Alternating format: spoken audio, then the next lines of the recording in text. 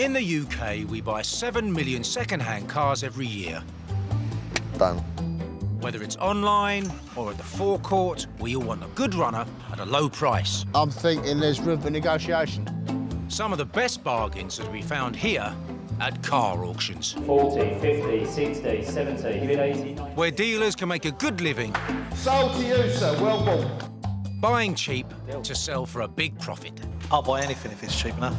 I've got money and I'm not afraid to spend it. 1,000. It's a world of rivalry. Every time you keep trying to sting me, it's going to happen to you, mate, I'm telling you. The number one thing is give it the poker face. That's the bottom line. Underestimate me at your peril. And risk. If you change your mind, the second that hammer's gone down, it's too late. It's always a gamble. These cars are someone else's trouble. 37.50, that's a good offer. It's going one. If they're lucky, they can bag a luxury car for small change. For a great-looking retro 1980s Porsche at 950, your vehicle. Well done. But get it wrong, and they'll end up blowing thousands on a scrapper.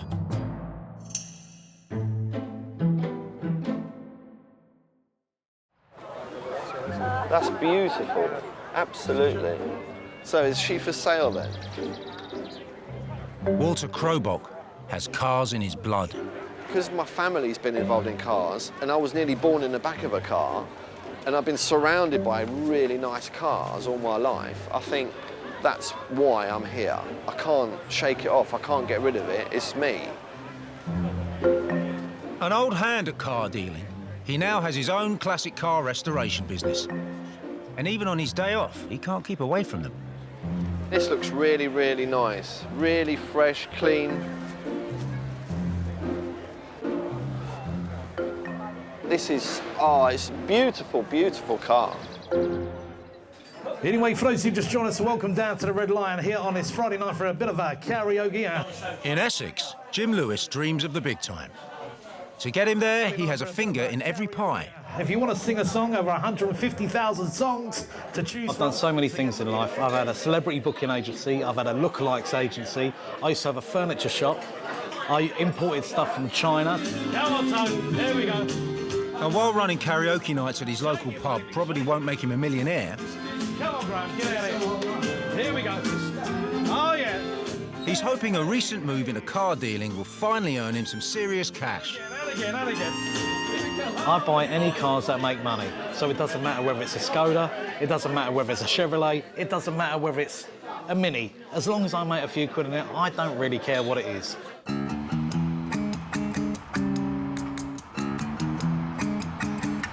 It's auction day, the dealers are on their way, and they're feeling confident.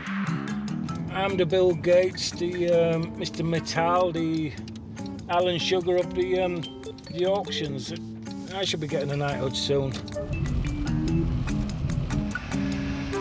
If I was a car, I'd be a Porsche 911 because it looks good, it's fast, and everybody loves it.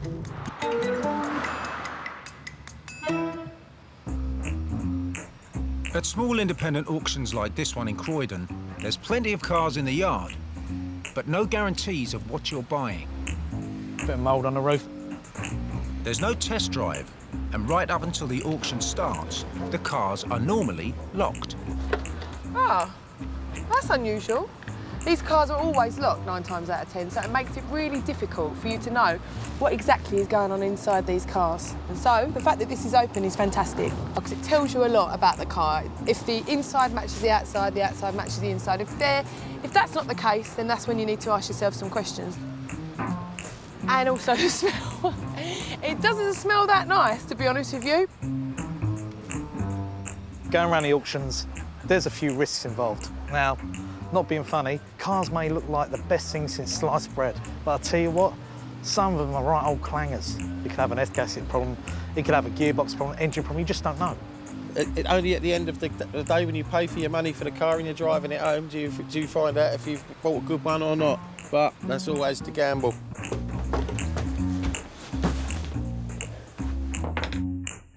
Auction boss Martin has been in the game for 15 years.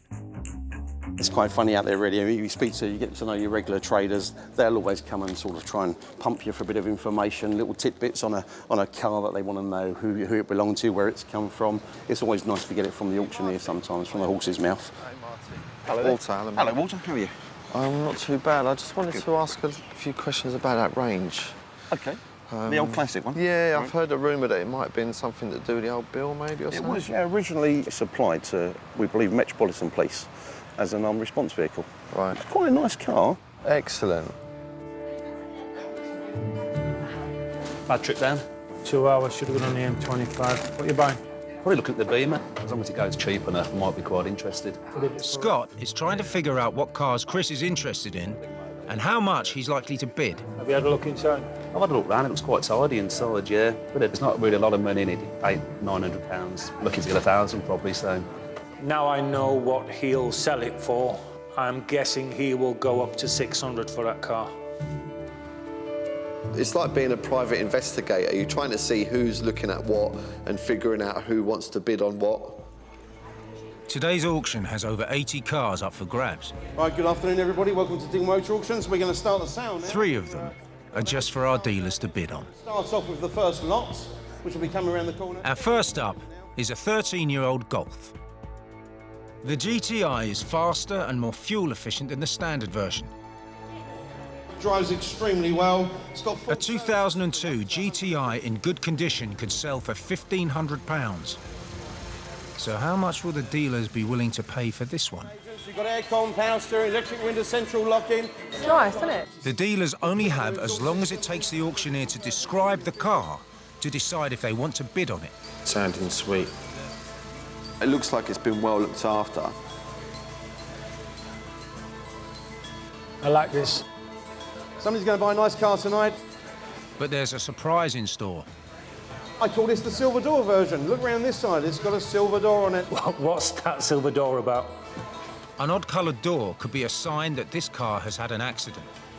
But new dealer Jim's not going to let a detail like that bother him. I still want this car, but I want it for cheap. So I'm going to put them off to keep the price down.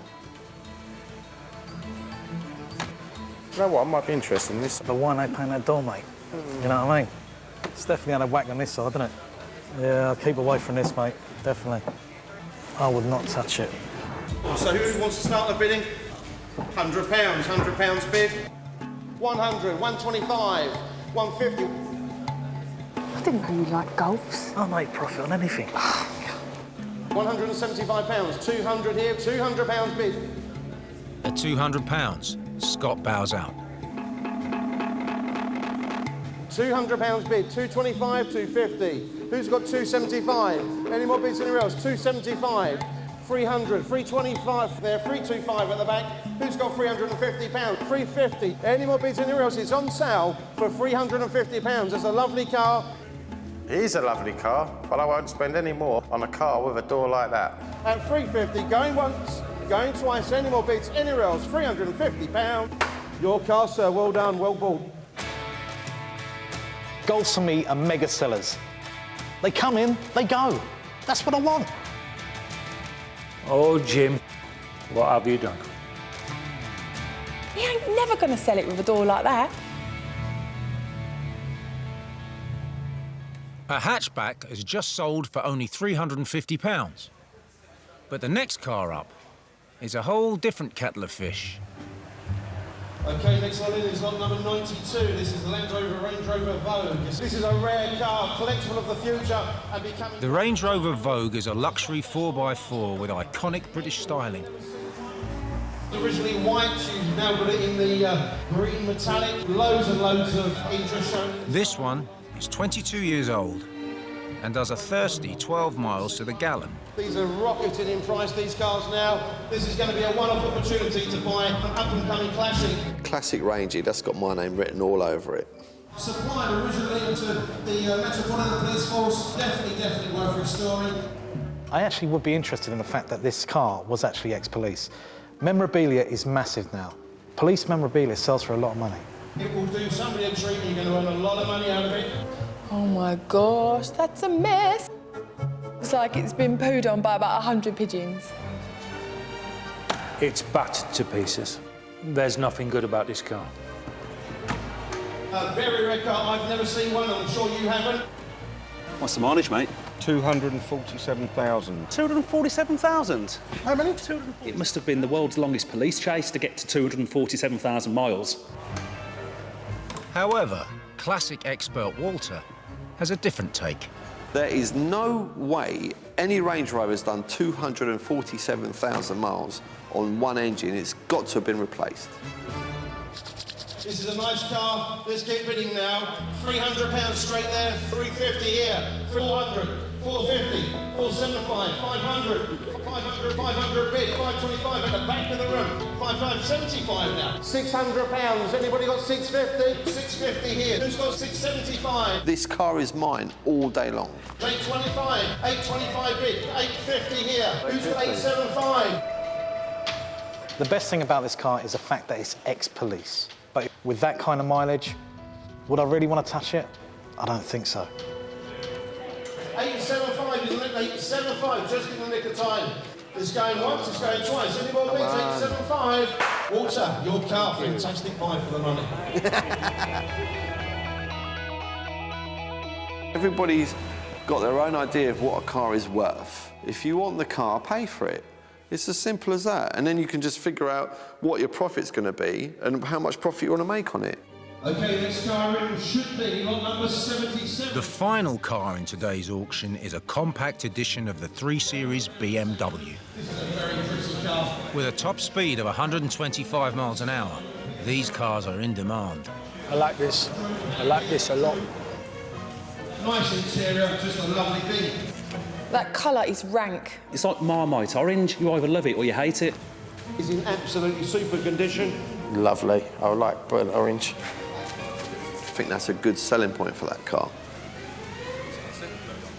And I'll let you into a secret. I went and picked this car up myself and drove it back here. It drove extremely well. While the other dealers are checking out the car, Chris and Paul are hatching plans.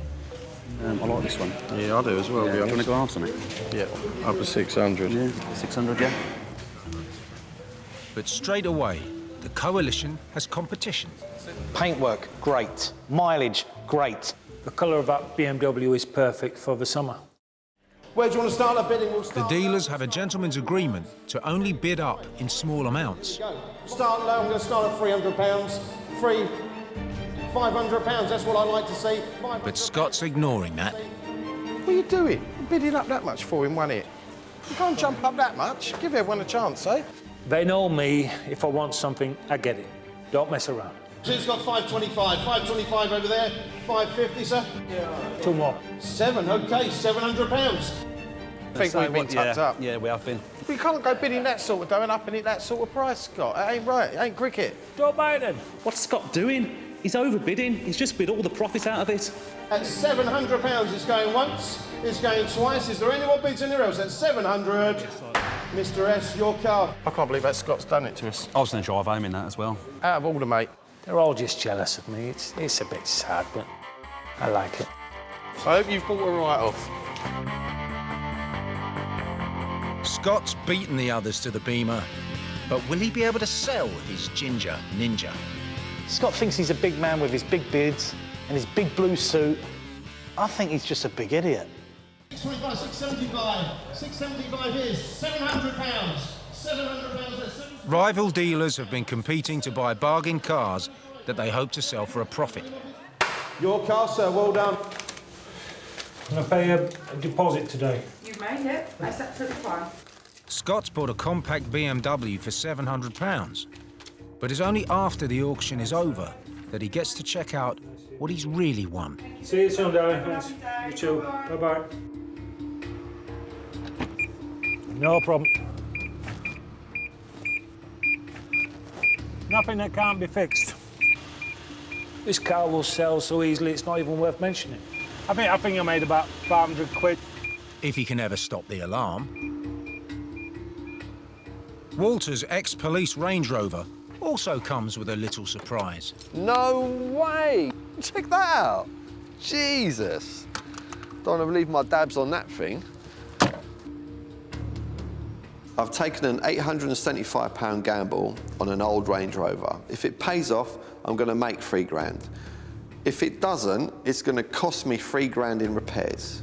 Got a bit of damage here. That wheel looks a little bit further back than it should be. There's a little water leak that we got to worry about as well. Sounds like a GTI. Sounds all right. And Jim's bought a Golf with a silver lining. And there's some money in there. £10. That's brought my cost down to 436. Not bad. I'll have that, thank you very much. A tenner won't be enough to fix his door problem, though. Now, that's going to cost me a lot of money to get sprayed. You're talking about 120, 150. Or I could go to a breakers, get one for 40 quid. Will I do it? I'm not sure. While Jim decides how to get a handle on his door, Scott is listing his BMW. Whereabouts are you? Can you pop down today?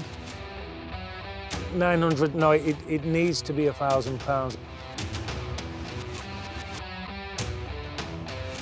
At Walter's Classic Car Workshop, his little black book of classic car fanatics has come in handy. I've got something that's right up your street, mate. Yeah. 3.9 litre V8 manual. OK, all right, cool. Yep, lovely. Thanks, mate. Cheers. The rusty Range Rover has been getting a much-needed makeover. Remember all this bonnet, how it was nasty and horrible? Now it's all nice and smooth. His potential buyer has a very specific request. He wants me to paint it got a nice dark green NATO colour. This will go matte, obviously. I think it's going to look awesome when it's painted. I hope he buys it. You know, he doesn't have to buy it. He might see it and go, oh, I don't like it. Walter's taking a big risk. He's painting the Range Rover a colour suggested by a man who might not even buy it. At least he's kept his costs down by doing all the work in-house. In East London, Jim's advertised the Golf he won for £350, and he may have snagged a buyer. Nice little driver. Purrs like a kitten. That's nice. It starts on the button, it's reliable, it's a mint car, mate. Apart from that door. I know online I didn't put a picture of the door. You know, it's a nice colour silver, but it should be blue. I quite like the two-tone colour. I think it looks quite nice. I can imagine this, silver, that silver, the bonnet silver and the boot silver. Yeah. He doesn't even seem bothered by this door at all. I want $750 for this car. Lovely car. 650. 650, that's as far as I can go. The car's lovely. 650, I can't go any higher than that. You're hurting me with your prices, Bill. You really are. I'll give you 650 now. Deal. Done. Cheers.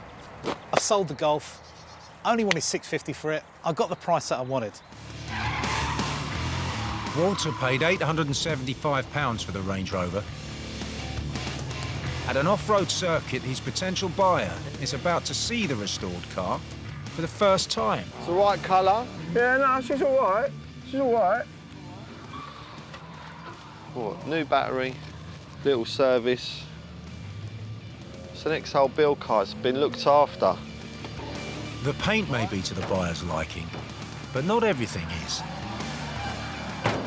That ain't gonna shut and he's pulling over, that. Time for a test drive. Off-road style. Whoa! Oh, yes, mate. Goes through this mud, no problem. Ain't that nice? What a nice bit of kit, man. But it's petrol. Yeah, what do you mean? You want the grunt, you don't want a diesel. Walter's classic 4x4 was built to tackle extreme conditions and hasn't let him down yet.